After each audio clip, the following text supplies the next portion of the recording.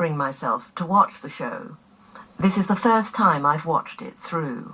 What happened at Hiroshima and Nagasaki was the work of men like yourself.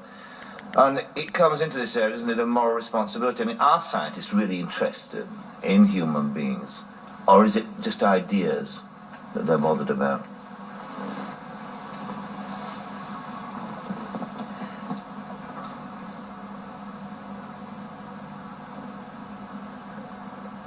One is faced at many moments in one's life between loyalties which are not compatible. One is faced with a question of loyalty to one's country as against loyalty to one's religion. And during the war, many scientists were faced with a very simple and brutal question, which is, do I feel about the civilization in which I work strongly enough to do anything to resist the Nazi threat to make a bomb first? And we all felt yes about that. Now, I happen to know that at the end of this Parkinson recording, he collapsed backstage. And I can watch, because he was my dad, as in that sequence, the intensity of feeling is really damaging. He has a heart condition. It's really damaging. I mean, that's what morality is about. That's what being a human being is about.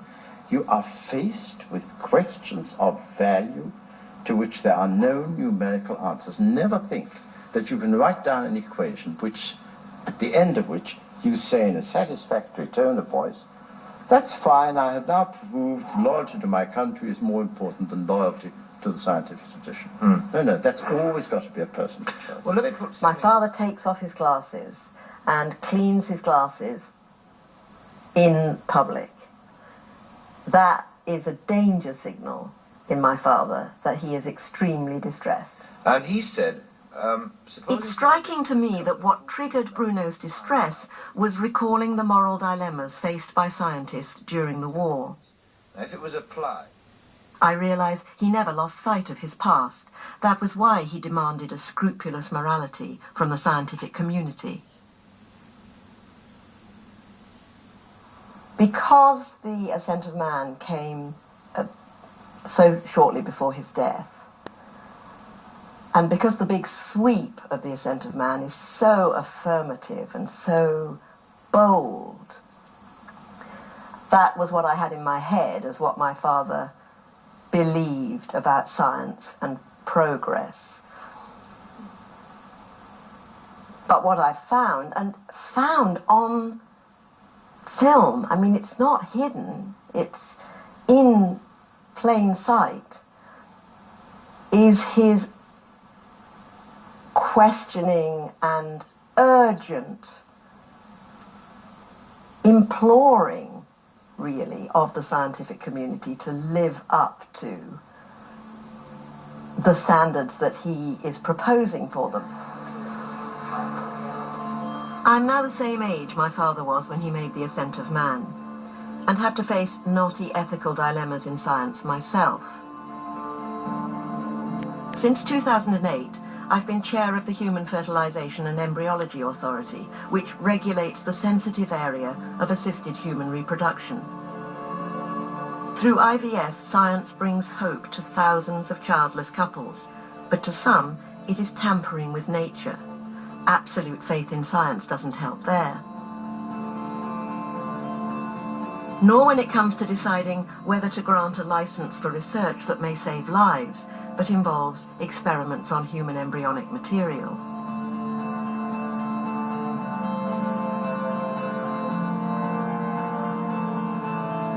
I turned detective on my father, fearing he wasn't the man of integrity I thought he was. Then I discovered how he transformed his remorse for the calamities of the 20th century into hope for the future. I understand now that his optimism was born out of a deep conviction in the rational capacities of humanity. And knowing my father now for all that he was, I can once again confidently make him my role model. My life has been happy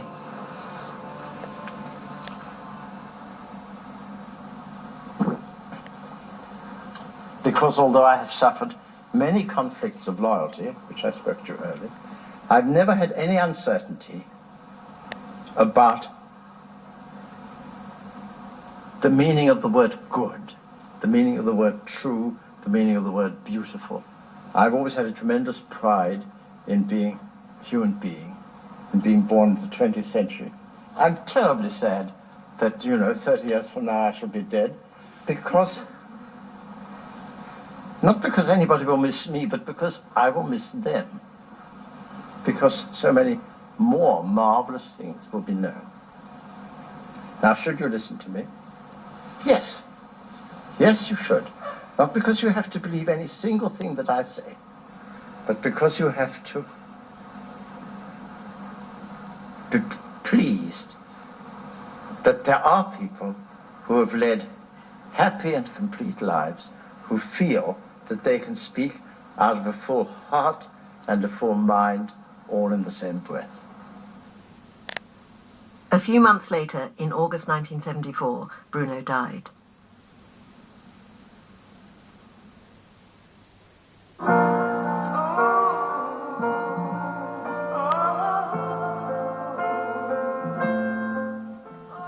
Unraveling the